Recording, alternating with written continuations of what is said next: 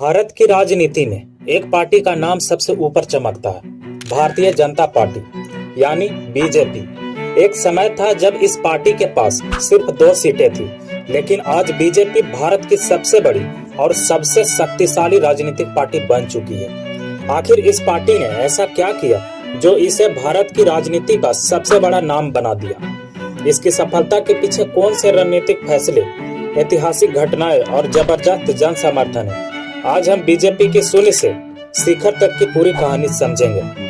तो जुड़िए हमारे साथ इस रोमांचक सफर में और जानिए कैसे बनी बीजेपी भारत की सबसे बड़ी राजनीतिक पार्टी।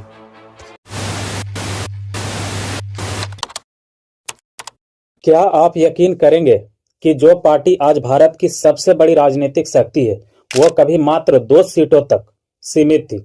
जी हाँ, भारतीय जनता पार्टी का सफर किसी ब्लॉकबस्टर फिल्म से कम नहीं। संघर्ष, उतार चढ़ाव, धमाकेदार वापसी और फिर अखंड सत्ता, यह कहानी है उस बीज की जो वट वृक्ष बनकर पूरे भारत में छा गया। बीजेपी का सफर 1951 से शुरू होता है, जब डॉक्टर श्यामा प्रसाद मुखर्जी ने भारतीय जनसंघ की स्थापना की। इसका उद्देश्य था राष्ट्रवाद, हिंदू पहचान और सांस्कृतिक विरासत को बचाना। लेकिन यह सफर आसान नहीं था। 1952 के पहले चुनाव में जनसंघ को बहुत कम सीटें मिली, लेकिन इसकी विचारधारा धीरे धीरे लोगों के बीच पकड़ बना रही थी। 1975 में जब इंदिरा गांधी ने देश में आपातकाल लगाया, तो विपक्षी दलों ने इसका जमकर विरोध किया। जनसंघ भी इस लड़ाई में शामिल हुआ और 1977 में जनता पार्टी का हिस्सा बन गया। यह वही समय था जब अटल बिहारी वाजपेयी और लाल कृष्ण आडवाणी भारतीय राजनीतिक में एक बड़ा नाम बना रहे थे। का भूमि पूजन हुआ भारतीय जनता पार्टी बंबई विभाग के सचिव तथा विख्यात दलित नेता श्री दत्ताजीराव शिंदे जी के करकमलों द्वारा। 1979 में जनता पार्टी टूट गई और 1980 में अटल बिहारी वाजपेयी और लाल कृष्ण आडवाणी और अन्य नेताओं ने भारतीय जनता पार्टी की नींव रखी। मेरा एक ही संदेश है कि वो राजधर्म का पालन करें। राजधर्म। बीजेपी का पहला नारा था गांधीवादी समाजवाद, लेकिन यह विचारधारा लोगों के साथ जुड़ नहीं पाई। 1984 के चुनाव में बीजेपी को सिर्फ 2 सीटें मिली।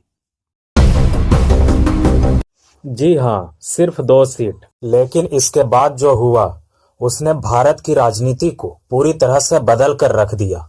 भारत के इतिहास में कई आंदोलन हुए, लेकिन भारतीय जनता पार्टी ने राम मंदिर आंदोलन को सिर्फ एक धार्मिक अभियान नहीं, बल्कि राष्ट्र पुनर्जागरण और राजनीतिक क्रांति का आधार बनाया। यह आंदोलन भाजपा की हिंदू शक्ति का प्रतीक बना और भारत की राजनीति को अभूतपूर्व ऊंचाइयों तक ले गया।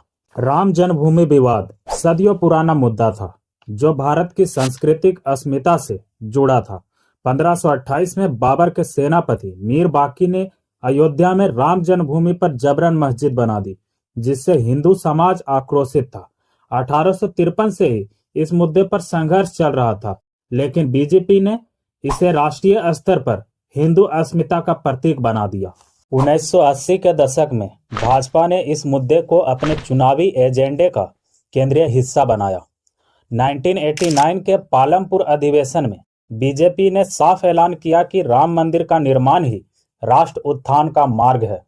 आरएसएस और बीएचपी के साथ मिलकर भाजपा ने इसे जन आंदोलन बना दिया। 1990 में लाल कृष्ण आडवाणी जी ने सोमनाथ से अयोध्या तक ऐतिहासिक रथ यात्रा निकाली, जिसने हिंदू चेतना को जागृत किया। यह रथ यात्रा देशव्यापी हिंदू एकता का प्रतीक बनी। बिहार में लालू यादव सरकार ने आडवाणी जी को गिरफ्तार किया, जिससे आंदोलन और तेज हुआ। बीजेपी को जबरदस्त समर्थन मिला, जिससे पार्टी को असाधारण शक्तियां प्राप्त हुई। 6 दिसंबर 1992 हिंदू स्वाभिमान का दिन। 6 दिसंबर 1992 को हजारों कर सेवकों ने बाबरी ढांचे को गिराकर सत्य की स्थापना की। यह दिन भारत के इतिहास में स्वर्ण अक्षरों में लिखा गया। इस घटना के बाद बीजेपी की लोकप्रियता जैसे आसमान छू रही हो। भाजपा ने हिंदू हृदय सम्राट के रूप में अपनी छवि स्थापित कर ली। 2019 में सुप्रीम कोर्ट ने ऐतिहासिक फैसला सुनाया और अयोध्या में भव्य श्री राम मंदिर निर्माण का मार्ग प्रशस्त हुआ। 22 जनवरी 2024 को प्रधानमंत्री नरेंद्र मोदी जी ने राम मंदिर का उद्घाटन किया, जिससे भारत का संस्कृति गौरव पुनर्स्थापित हुआ।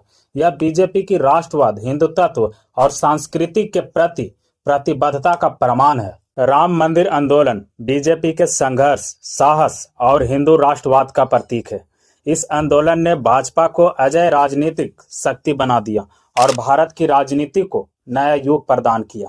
आज भारत को विश्व गुरु बनने के मार्ग पर बीजेपी ही अग्रसर है और इसकी नींव इसी आंदोलन से जुड़ी है।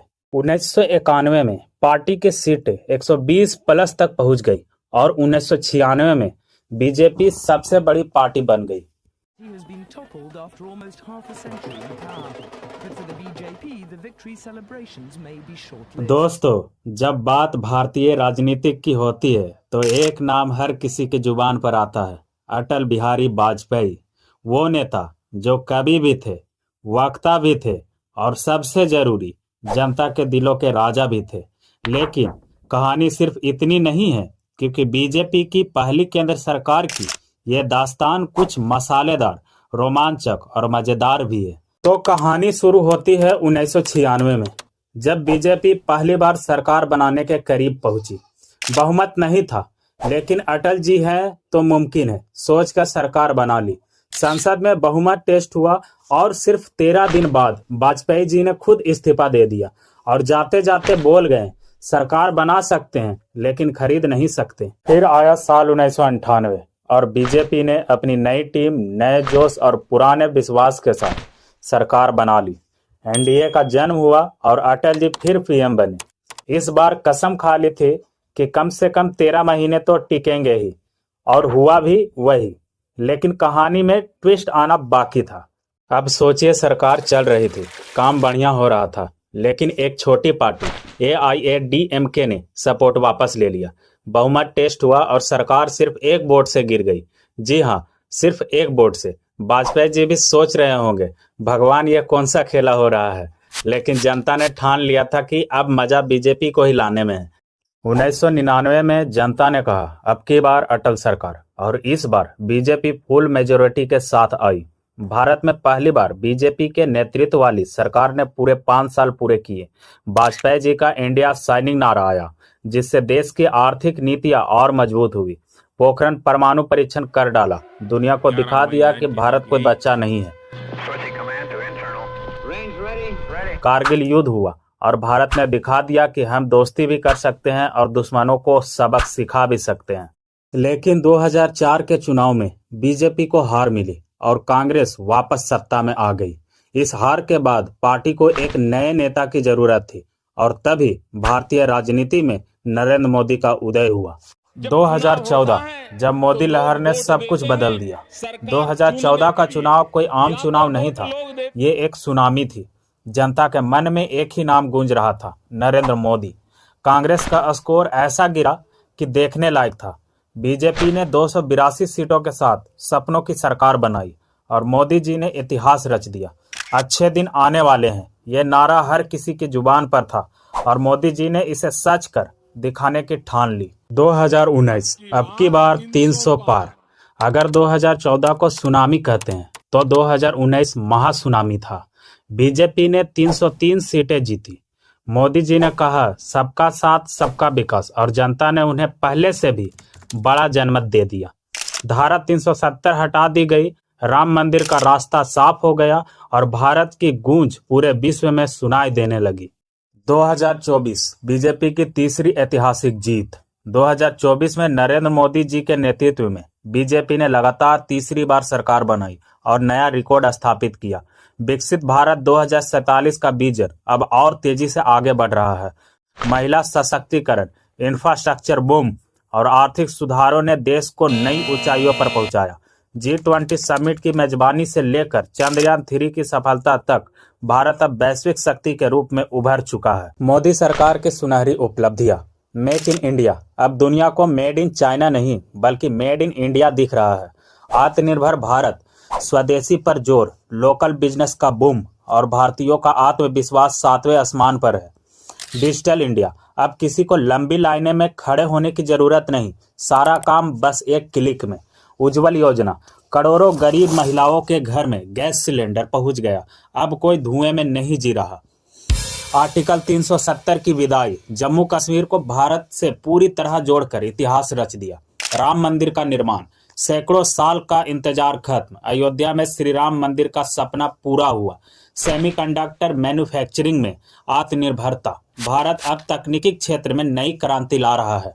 अद्भुत संगठन, जड़ों से जुड़ी ताकत, बीजेपी का संगठन अनुशासित और मजबूत है, जो बूथ स्तर तक सक्रिय रहता है।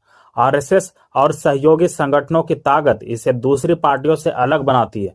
पार्टी कार्यकर्ता सिर्फ चुनावी समय में नहीं, हर समय जनता के बीच काम करते हैं। बीजेपी की सफलता के पीछे 3 सबसे बड़े कारण हैं। ग्राउंड लेवल कैडर, बीजेपी का संगठन देश के कोने कोने तक फैला है। दूसरा, तकनीक का उपयोग, सोशल मीडिया, आईटी सेल और डिजिटल प्रचार में बीजेपी सबसे आगे रही।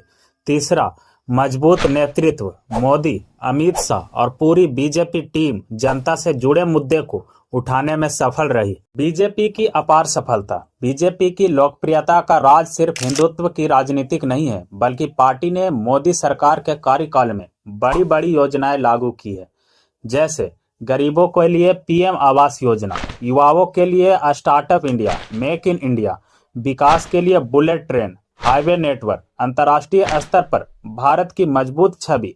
इन योजनाओं ने बीजेपी को गांव-गांव तक पहुंचाया और जनता को भरोसा दिला दिया। लेकिन क्या ये हमेशा बना रहेगा? बीजेपी के विरोधी चाहे कितनी भी कोशिश कर ले, लेकिन सच ये है कि विपक्ष बिखरा हुआ है। कांग्रेस अब भी अपनी अंदरूनी कलहन से उबर नहीं पाई और बाकी क्षेत्रीय दल सिर्फ अपने अपने राज्यों तक सीमित है। हाल ही में कई विपक्षी दलों ने गठबंधन बनाने की कोशिश की, लेकिन क्या वे बीजेपी को टक्कर दे पाएंगे? नहीं। क्या राहुल गांधी, ममता बनर्जी या अरविंद केजरीवाल बीजेपी की ताकत को हिला सकते हैं? नहीं। अब सबसे बड़ा सवाल, क्या बीजेपी हमेशा नंबर 1 बनी रहेगी? बीजेपी ने एक नया राजनीतिक फार्मूला अपनाया है, राष्ट्रवाद प्लस हिंदुत्व प्लस विकास। ये जनता के बीच एक भावनात्मक और तार्किक कनेक्शन बनाता है। नरेंद्र मोदी के बाद क्या?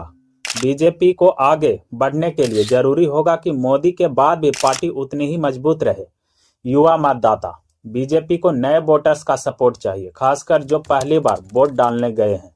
अगर आपको यह डॉक्यूमेंट्री पसंद आई तो लाइक, शेयर और सब्सक्राइब जरूर करें। आपके विचार क्या है, कमेंट करके हमें बताइए।